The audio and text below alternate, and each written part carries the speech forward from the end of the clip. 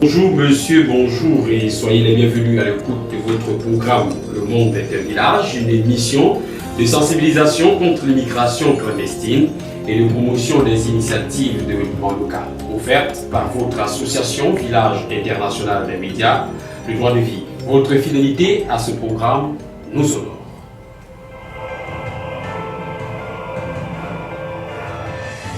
La situation préoccupante des femmes dans le monde, faite d'abus, de privation de droits en tout genre, de marginalisation, pour ne citer que ces cas-là, et la volonté d'interpeller toutes les forces vives, tant sur le plan national qu'international, sont la flamme de la série d'émissions initiées depuis peu dans le cadre de ce programme. Quoi de plus normal, l'amélioration des conditions de vie du genre féminin étant au cœur des objectifs de votre association Village International des Médias, le droit de vie. Dans cette édition, l'urgence du dialogue entre les conjoints, autant pour moi, s'inscrit à en croire le sociologue Serge Hermé Bicoy comme le plan de salut contre les violences physiques dans le foyer. En posture d'invité, il nous en dira plus, toujours au micro de Jean-Baptiste Bidima. La première partie de cette édition, le fait majeur, pour ne pas le nommer, s'interroge s'il faudrait restreindre la libre circulation des personnes et ne promouvoir que celle des biens, des services et des capitaux. C'est le casse-tête chinois auquel est confronté la plupart des pays de l'Union européenne, confrontés à l'invasion des immigrants. Madame, monsieur, une fois de plus, bonjour. Il se pose une question fondamentale. Au niveau du grand marché international, faut-il restreindre la libre circulation des personnes pour ne promouvoir que celle des biens, des services et du capital? Le sujet qui constitue le fait majeur de ce jour est sur la table de discussion en Europe. L'invasion africaine fâche, divise, renvoie dos à dos la plupart des pays de l'Union européenne. C'est une patate chaude, difficile à avaler. Il faut tout de même prendre position entre rejeter les individus pour ne retenir que leurs biens, services et capitaux, d'une part, et d'autre part accepter tout en bloc. Un fait majeur que nous présente Jean-Baptiste Bidima.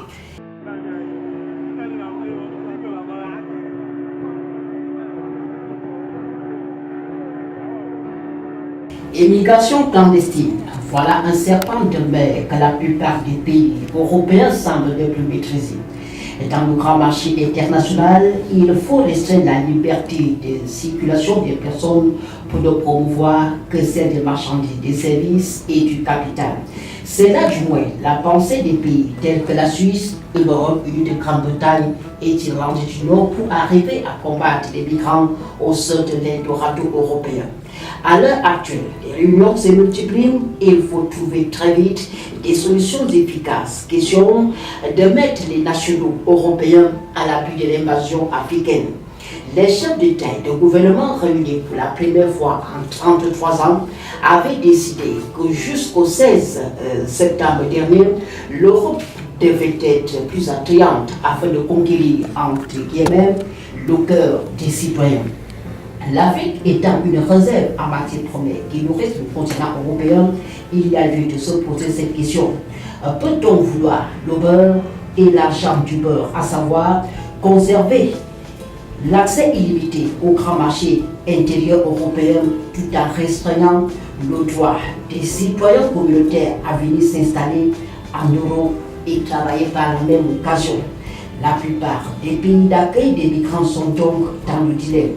Il faut choisir entre la promotion de la libre circulation des personnes pour faire fleurir les échanges commerciaux au sein du grand marché international et la restriction de cette liberté. Ce qui est sûr, c'est le commerce au sein de l'Union européenne qui prendra un coup de massue sur le crâne si la liberté de circulation des personnes est interdite.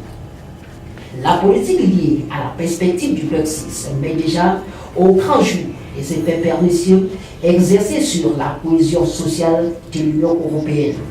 Le sujet divise et renvoie dos contre dos plusieurs dirigeants européens. François Hollande et Angela Merkel, après le référendum du 23 juin dernier, avaient pris position. Accès illimité. Les deux hommes politiques sont restés inflexibles sur la préservation de la libre circulation des personnes et des biens. Les Suisses, de leur côté, ont encore un problème avec cette libre circulation. Dans ce pays, il est question d'échanger librement les marchandises, les services et les capitaux et refouler les individus. L'initiative populaire contre l'immigration de masse, présentée par le Parti populiste UDC, a d'ailleurs été votée en 2014 en Suisse. Elle prévoit un délai d'application de 3 ans, soit jusqu'en février 2017. Le Royaume-Uni, de son côté, doit encore décider de la date du lancement des négociations avec Bruxelles sur le Brexit. Il reste toutefois intéressé par l'accès au grand marché intérieur pour ses services financiers, étant bien sûr sorti de l'Union européenne.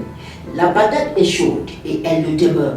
Il faut tout de même finir par opérer un choix douloureux entre accepter la libre circulation des personnes avec leurs marchandises, leurs services et leurs capitaux, ou alors tout rejeter en bloc pour faire prévaloir, comme on l'a dit, des intérêts égoïstes susceptibles de tuer le grand marché international.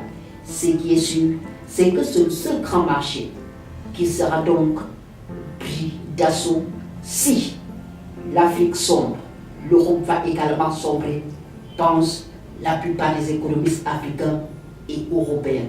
Vous ne partez pas, Jean-Baptiste Bidima, vous restez avec moi dans ce studio, déjà pour une question après ce fait majeur qui interpelle plusieurs personnes. Dans le cadre de notre émission Le Monde est un village, il est important pour ceux qui nous suivent de comprendre de façon claire et plus précise ces enjeux liés à ces questions au cœur de discussions au niveau de l'Union européenne. Alors, quel est le problème fondamental, Jean-Baptiste Bidima, et qu'il faudrait retenir de ce fait majeur que vous voulez nous présenter? Effectivement, il y a un sujet très capital qui est désormais les dirigeants européens. Au niveau du grand marché international, il y a 2 points de vue. Il faut soit restreindre la liberté de circulation des personnes, des biens et de leurs services, ou alors il faut seulement retenir les biens, les services et les capitaux et refuser les individus. Alors, comment est-ce qu'on peut imaginer que vous acceptez les biens, les capitaux des gens et vous les refusez? C'est un peu paradoxal, là, cette question. C'est pour cela que certains dirigeants européens qualifient cela d'inhumain, parce que vous ne pouvez pas avoir le beurre et refouler celui-là qui produit ce beurre-là. Alors, est-ce que cela, en fait, met en exergue l'incapacité, ou du moins les difficultés que l'Europe aujourd'hui a devant la vaste, ou bien l'affluence des immigrés dans leurs différents pays? C'est de ça qu'il en ressort, ou c'est ça qui est fondamentalement question dans ce problème, Jean-Baptiste Bidima? Effectivement, c'est de ça qu'il est question, puisque l'Europe est envahie par des vagues d'immigrants. Alors, il est question de voir s'il faut restreindre cette liberté de circulation au niveau des mouvements migratoires, parce qu'il y en a qui vont avec des marchandises pour les vendre au niveau du marché international. Alors, qu'est-ce qu'il faut? Est-ce qu'il faut accepter ne serait-ce que ces marchandises-là et mettre une barrière devant les populations elles-mêmes? C'est-à-dire que ceux qui viennent avec des marchandises, il faut les mettre de côté et recueillir plutôt ces marchandises-là pour les vendre au niveau du marché international. Et vous voyez que c'est un peu là le problème qui divise la plupart des pays de l'Union européenne aujourd'hui. Alors, quelle est la position, par exemple, de la France et de l'Allemagne? Vous l'avez précisé, mais pour que nos auditeurs puissent encore et de façon succincte retenir la position de François Hollande et de Angela Merkel. Ok, sauf changement des dernières minutes, la position de la France et de l'Allemagne, c'est de maintenir le libre accès, c'est-à-dire la libre circulation des personnes et des biens. Alors, on imagine quand même que ce serait là une entorse, je préfère l'expression, ce serait là une entorse contre la liberté des hommes, parce que je crois que dans la Charte des Nations Unies, il est clairement inscrit que la liberté de la circulation des personnes est un droit fondamental auquel on ne peut en aucun cas apporter un quelconque abus. Même la constitution camerounaise le prévoit dans son préambule.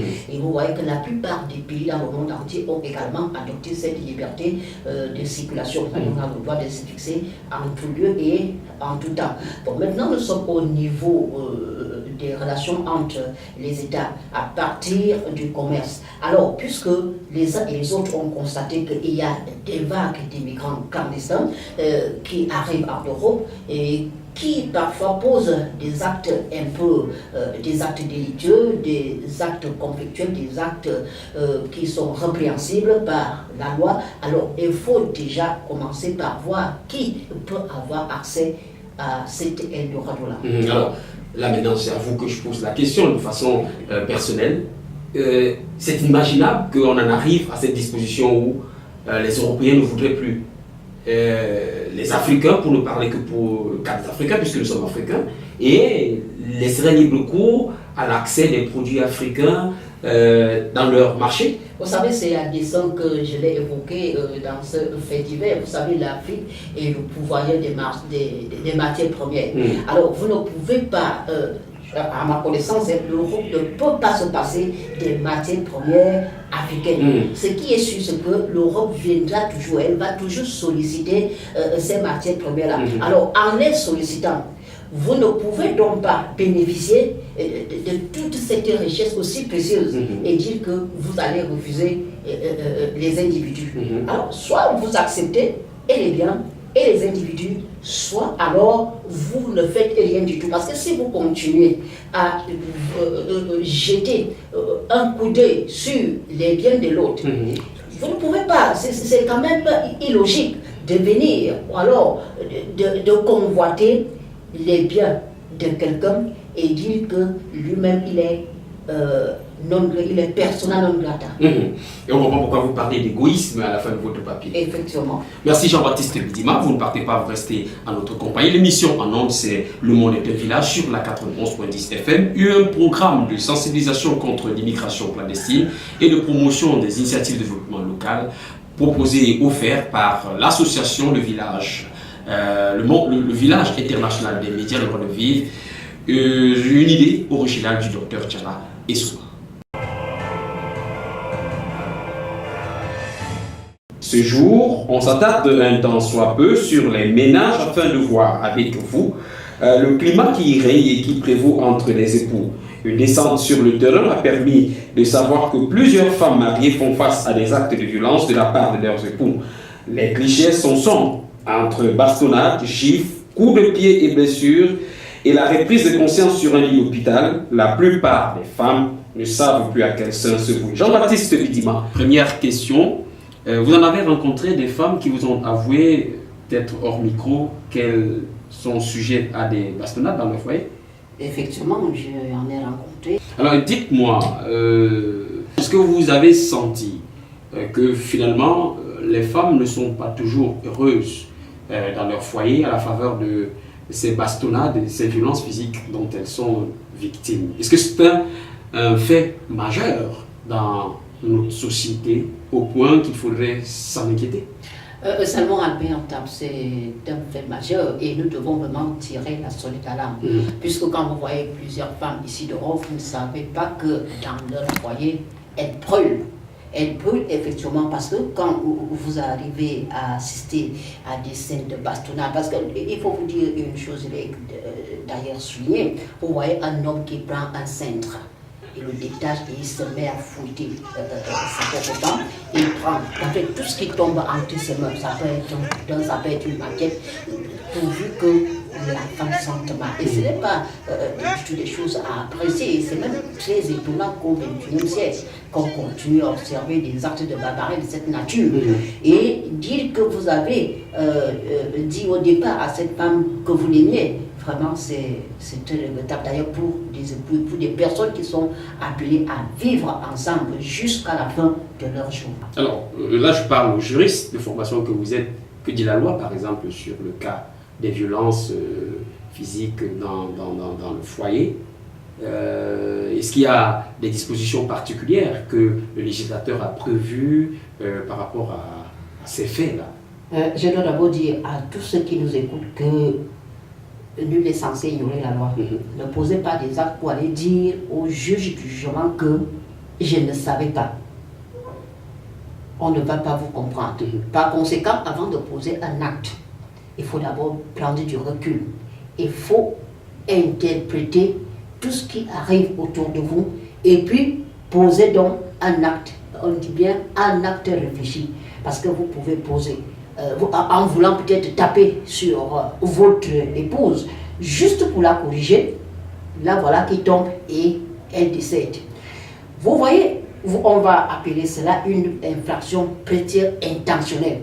Ça veut dire que le résultat a dépassé l'intention. Alors lorsque le résultat dépasse l'intention, vous ne serez pas à l'abri de la sanction. D'abord, entre époux, il y a égalité.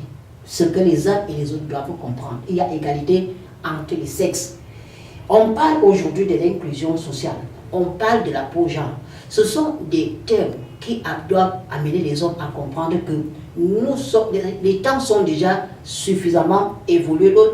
La femme n'est plus cette tête qui est reléguée au second plan. Nous sommes tous des acteurs dans un couple. Nous sommes tous des acteurs, nous avons tous les mêmes droits.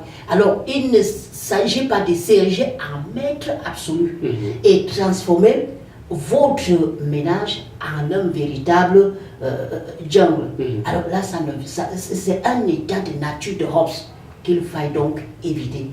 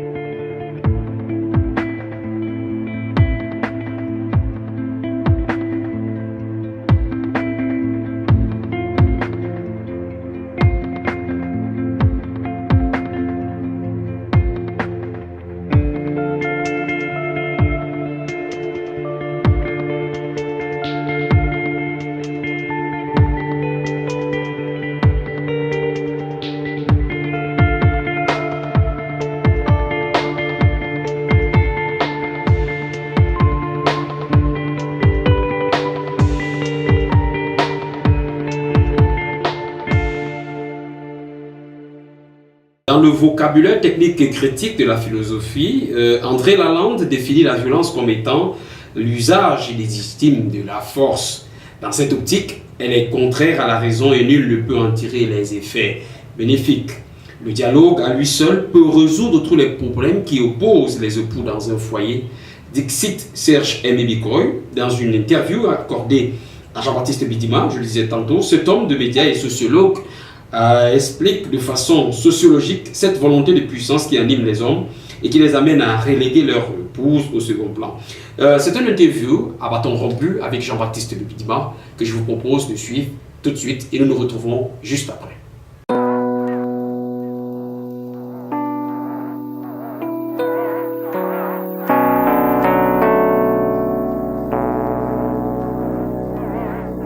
Il y a plusieurs raisons qui participent à expliquer ce type de violence, parce que généralement, dans les enseignements portant sur des questions du genre de développement, il y a notamment ce que l'on appelle la socialisation différentielle des hommes et des femmes.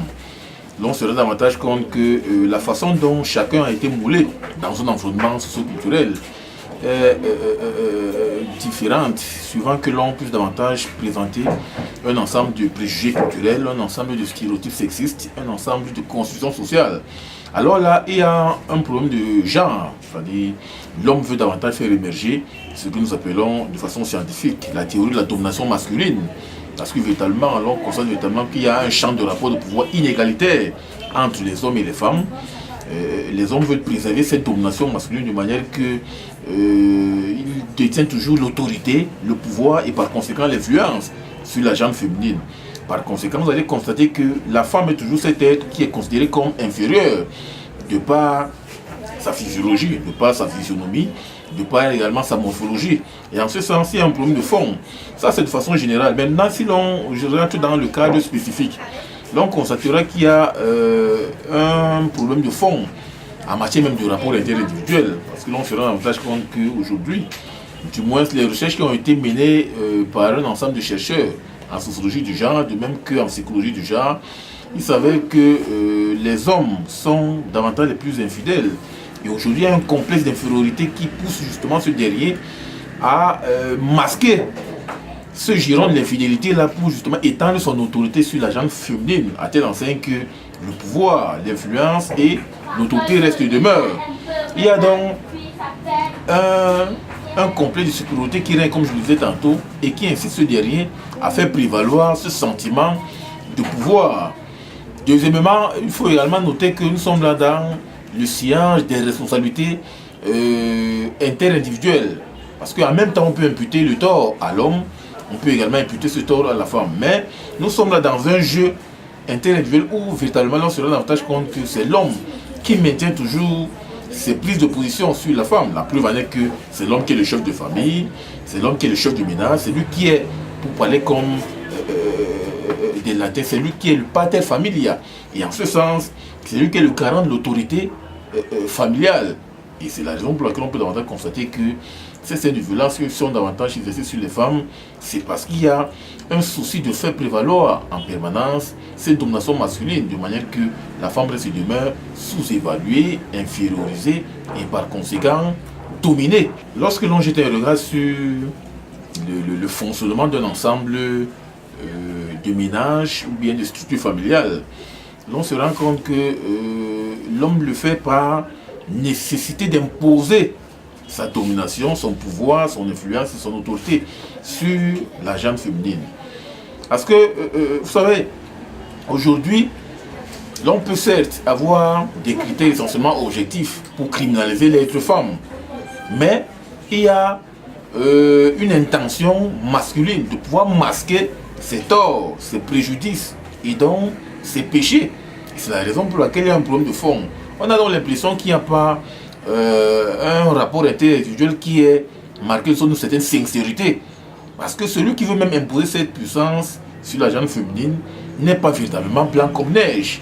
En fait, c'est quelqu'un qui, comme je le disais tantôt, imbu de son complexe de supériorité, veut davantage masquer ses torts pour justement faire comprendre que non, c'est l'être femme qui est toujours en erreur. Or, en réalité, l'on se rend davantage compte qu'il y a aujourd'hui un problème même d'irrespect de l'être en tant que tel.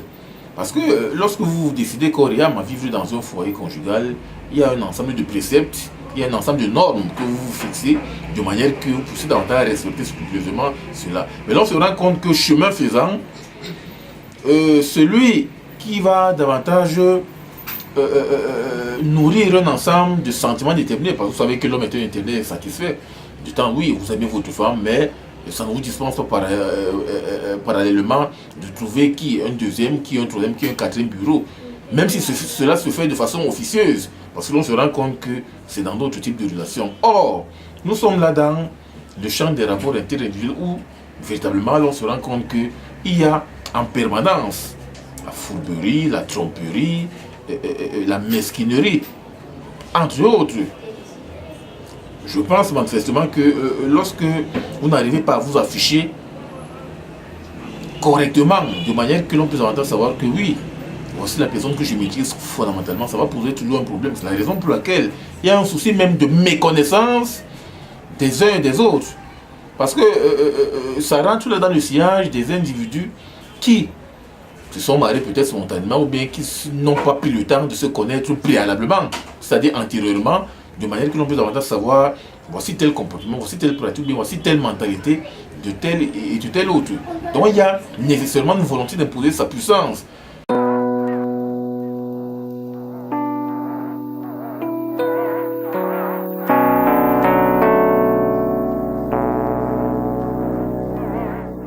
Nous sommes là dans la confrontation entre l'être et le paraître, entre le naturel et le culturel. Parce que véritablement, nous sommes des individus qui avons tous des caractères différents. Vous avez les flegmatiques, les calmes, les impulsifs, les catégoriques, les grincheux, entre autres. Il y a donc, dans le sillage des rapports conjugaux, cette nécessité de respecter cette différenciation humaine. Parce que nous ne sommes pas des êtres identiques. Nous sommes des êtres marqués de une certaine diversité en termes de comportement, en termes de pratique, en termes d'attitude. Lorsque vous n'arrivez pas davantage à pouvoir respecter ce critère-là, ça va poser un problème de fond. Parce qu'en réalité, l'on se rend compte qu'il y a un problème de fond. Lorsque je parle de la confrontation entre le naturel et le culturel, c'est qu'en réalité, le naturel, vous naissez bon, mais il y a de fortes chances que la société vous pervertisse. Parce qu'en réalité, vous êtes dans un environnement où vous subissez, vous êtes socialisé à des comportements qui ne sont pas toujours cohérents, qui ne sont pas toujours harmonieux, qui ne sont pas toujours honorables. Et en ce sens, la cohabitation avec des êtres déviants peut davantage vous pervertir de manière que vous puissiez justement adopter des comportements déviants. Et alors là, il y a donc une fluctuation des comportements culturels, parce qu'aujourd'hui, c'est le culturel qui domine sur le naturel. Parce qu'en réalité, ce que vous avez acquis en termes culturels, ce sont des éléments qui sont certes conformes, mais qui peuvent également refléter la déviance, au point même de vous rendre aussi impur et donc immoral. Et c'est la raison pour laquelle vous constaterez qu'aujourd'hui, des individus sont moulés de façon différente, au point où l'on se rend davantage compte que lorsque vous cohabitez ensemble, vous n'avez toujours pas les mêmes comportements. Donc en substance, moi je pourrais dire relativement à cette question que le fait qu'il y ait aujourd'hui, le fait que l'on peut davantage constater qu'aujourd'hui, des individus qui sont mariés officiellement puissent aboutir à de tels actes, c'est parce que l'on se rend davantage compte que au finish, il y a cette superposition des comportements essentiellement culturels qui visent davantage à amener les uns et les autres à pouvoir opter pour la violence. Parce que vous savez, la violence est éminemment culturelle. Si l'on revisite aujourd'hui un ensemble de traditions, de coutumes, bref, de référentiels culturels qui canalisent le code culturel de la violence, vous constaterez que ça naît même à partir des communautés. Au point où l'on se rend davantage compte que vous allez constater qu'aujourd'hui, nos ancêtres véhiculaient et canalisaient cette violence-là par rapport à certaines traditions. Et là, c'est ce qui a davantage dominé ou bien structuré le code comportemental des uns et des autres. Mais maintenant, il faut également noter que nous sommes dans une société mondialisée. Parce que le phénomène de la globalisation à outrance, avec en toile de fond le phénomène de la massification des masses médias, a contribué également à pervertir les individus. Tous ces films que vous voyez sur les chaînes de télévision internationales, là, je suis là dans l'influence prescriptive et massive des masses médias sur les individus. Ce sont des chaînes de télévision internationales qui n'existaient pas auparavant, mais qui aujourd'hui se sont carrément libéralisées, au point où l'on a la tendance à constater que ce que fait l'Occident reflète le positif. Et en ce sens, on adopte ce type de comportement de manière à refléter également nos ménages. Il y a donc là un phénomène de fond. Nous sommes là dans la théorie de l'influence de la dynamique culturelle du dehors sur la dynamique culturelle du dedans, c'est-à-dire que les référentiels culturels extérieurs influencent de façon déterminante et considérable nos référentiels culturels endogènes. Parce qu'aujourd'hui, lorsque vous voyez la façon dont les individus se comportent de façon violente sur ces films-là, ça peut également se répercuter sur les schèmes de comportement et d'attitude des uns et des autres, ici, au point de nous pervertir.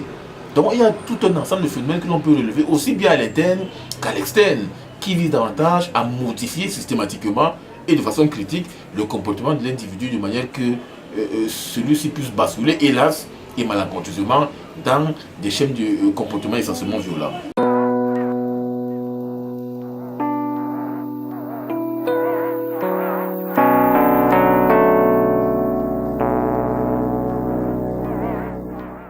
C'est un phénomène que moi j'ai observé dans certaines communautés culturelles lorsque nous avons eu à mener justement des enquêtes, où l'on se rend compte qu'il y a certaines femmes qui aiment être bastonnées, qui aiment être violentées, et c'est ce qu'elles caractérisent comme une preuve d'amour, pour montrer véritablement que oui, je suis davantage aimé et préféré par mon partenaire. D'abord, lorsque vous voyez la ritournelle populaire suivant laquelle, qui aime bien, châtie bien.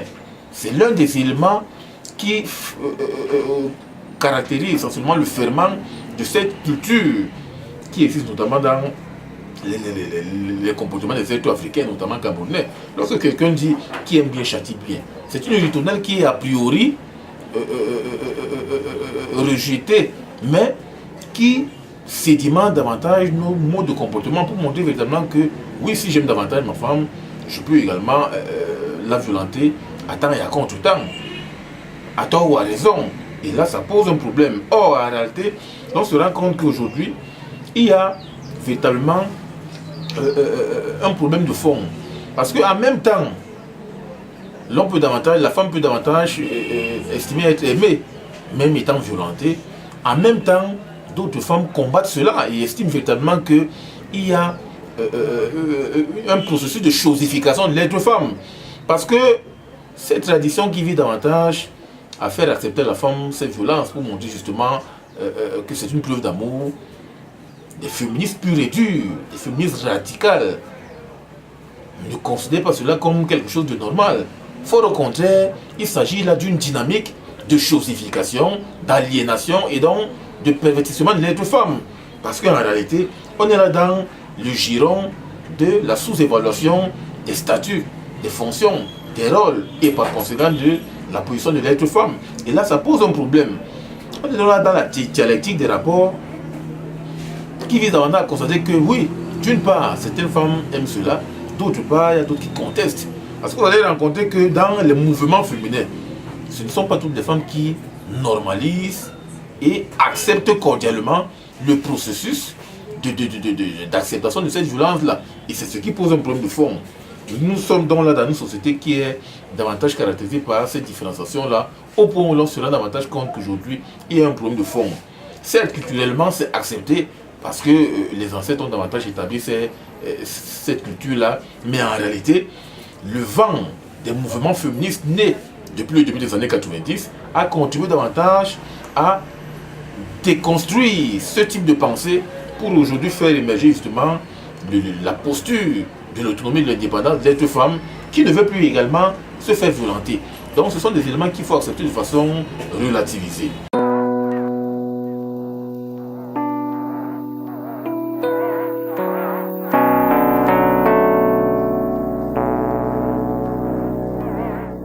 Celui qui a ce type de considération veut davantage faire prévaloir ou alors veut attribuer le tort ou bien le préjudice à autrui, et notamment à l'être femme, et en considérant que lui il est blanc comme neige. Or, lorsqu'on l'autopsie systématiquement, on se rend compte que lui-même n'est pas ce saint que l'on aurait dû justement relever. Parce qu'en réalité, on se rend compte qu'aujourd'hui, les uns et les autres sont justement des éternels imparfaits, des éternels pécheurs, donc des éternels individus qui ne sont pas toujours marqués d'un certain conformisme. Donc de façon globale, moi je pense que lorsque l'on voit ce type de réflexion là ou bien ce type de pensée, il ne faudrait pas accepter cela comme si véritablement l'on peut exclusivement attribuer le tort à l'être femme. Or en réalité même, l'homme a aussi cette responsabilité là. Par conséquent, on peut davantage constater qu'aujourd'hui, il s'agit seulement de regarder ou bien de s'auto-responsabiliser. Parce que le tort que l'on peut imputer à autrui, vous pouvez également le commettre demain, après-demain ou bien dans quelques jours à venir. Parce que l'on se rend compte qu'aujourd'hui, nous avons tous une chair faible qui succombe à moins de dérapage, à moins de préjudice ou bien à moins de tort.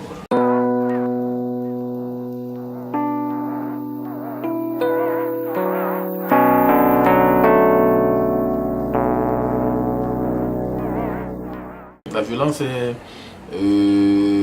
quelque chose qui est inhérent à toute société, que ce soit en Afrique, en Amérique, aux États-Unis, en Amérique, en Inde, un peu partout.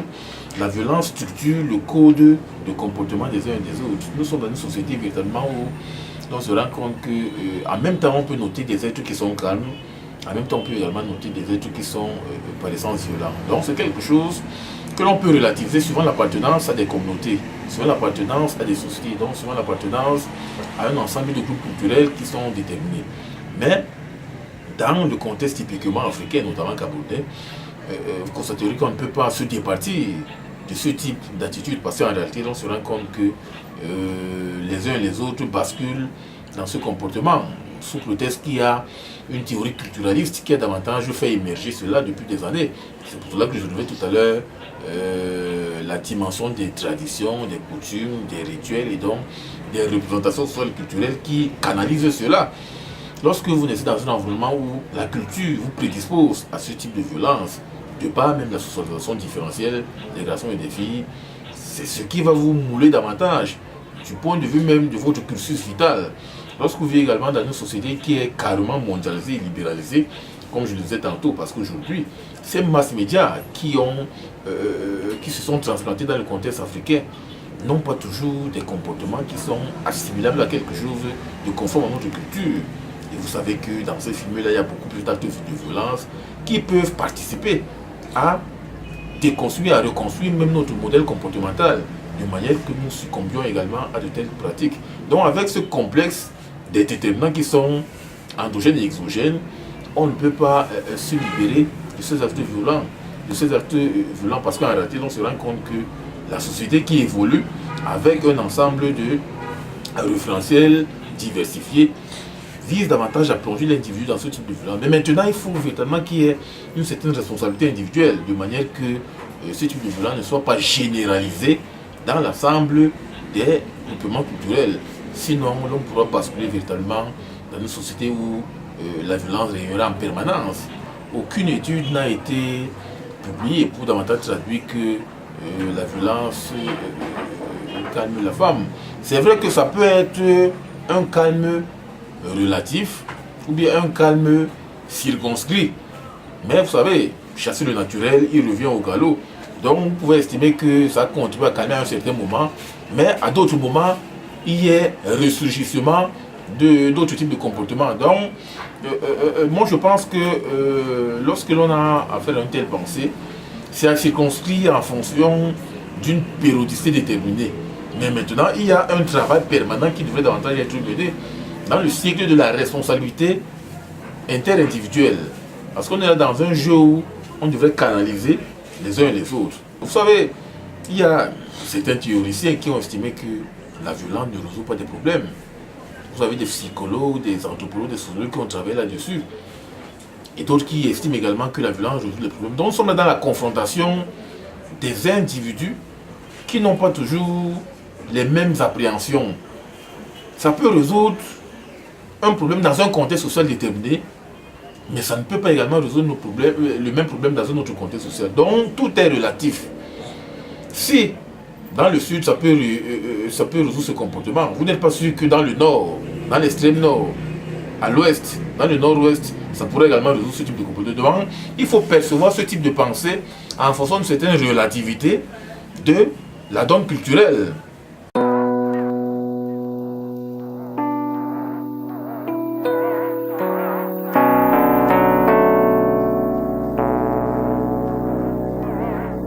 Il y a un ensemble de principes qu'il faut véritablement maîtriser parce que lorsque l'on rentre dans l'encadrement conjugal, il y a ce que j'enseigne généralement aux étudiants de vie sociale et relations sociales, le souci de la maîtrise de l'un et de l'autre.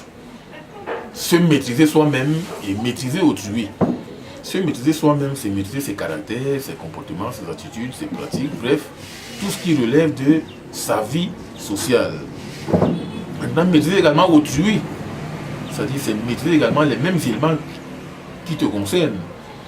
Il y a donc nécessité que les partenaires, avant de se marier, en réalité, se maîtrisent, et se maîtrisent mutuellement, allez-y.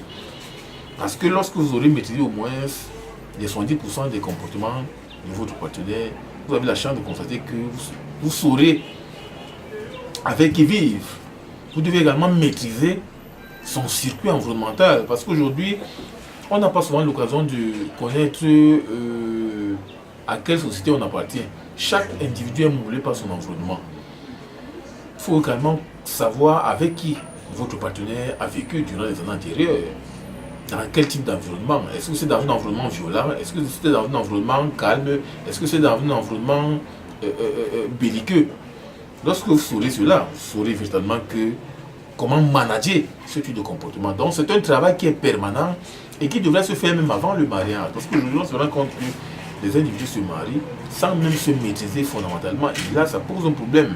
C'est pour cela qu'après quelques années, il y a des cas de divorce. Parce qu'en réalité, antérieurement, ils n'ont pas pris le temps de se connaître en tant que conjoint. Et là, ça pose un problème. Et maintenant, étant en couple, il y a également un travail permanent. Ne pensez pas que étant déjà en couple, il devrait avoir une satisfaction, une certaine suffisance. Non, c'est un travail qui continue. Parce qu'au fur et à mesure que les jours passent, l'homme est un être changeant, mouvant et donc évanescent. Il a une capacité d'autodétermination qui puisse lui permettre justement de changer en permanence. Parce qu'on subit des influences internes et extérieures. Il faut donc être triplement dans une situation d'éveil. Il faut la vigilance, la prudence et la méfiance. Parce que sait-on jamais, celui qui aujourd'hui est bon, demain il peut justement il peut changer en devenant mauvais. Il faut donc davantage manager cela en constatant évidemment qu'à ce niveau ça ne marche pas. Pourquoi? Et toujours dialoguer. Parce qu'on doit être dans le cycle de dialogue permanent. Même si vous êtes face à quelqu'un qui n'est pas ouvert au dialogue, il faut l'inciter à parler, il faut l'inciter à communiquer à travers des gestes, à travers des mots de communication. Donc c'est un travail permanent et se faire toujours assister, comme je vous disais tantôt, des aînés qui, face à un blocage, peuvent vous aider à résoudre cela. Donc c'est un travail permanent qui nécessite véritablement que chacun puisse s'impliquer davantage. Ce n'est pas un travail d'un seul individu, c'est le travail de l'homme et de la femme qui, dans une dynamique collective, devraient resserrer les rangs, devraient solidifier leurs efforts pour qu'il n'y ait plus davantage de violence dans un contexte de couple. Merci à Serge-Émile Bikoy, sociologue et homme de médias, pour ces amples explications. Merci également à vous, Jean-Baptiste Bitima, véritablement au feu au moulin dans le cadre de cette édition. C'est avec le plaisir partagé, c'est un travail d'équipe. Merci. Alors, c'est avec cette interview que nous mettons un terme à cette édition de Le Monde est un village, une émission de sensibilisation contre l'immigration clandestine et de promotion des initiatives de développement local, une mission proposée et offerte par votre association, le village international des médias, le droit de vivre. Équipe de production mise en œuvre Joseph Atanga, réalisation Emilienne Meguin, collaboration Jean-Baptiste Bedima, prise de vue Martial Ban, montage vidéo Chris Cole, coordination Emmanuel Juntap, supervision générale Dr Tchala Essoumba, président fondateur de votre association Village international des médias droit de vivre. Présentation Salmon Alberta. Visitez notre page Facebook Le Monde est un village en un mot. Merci pour votre fidélité à l'écoute de ce programme. Bonne suite d'émission et à très bientôt. Au revoir.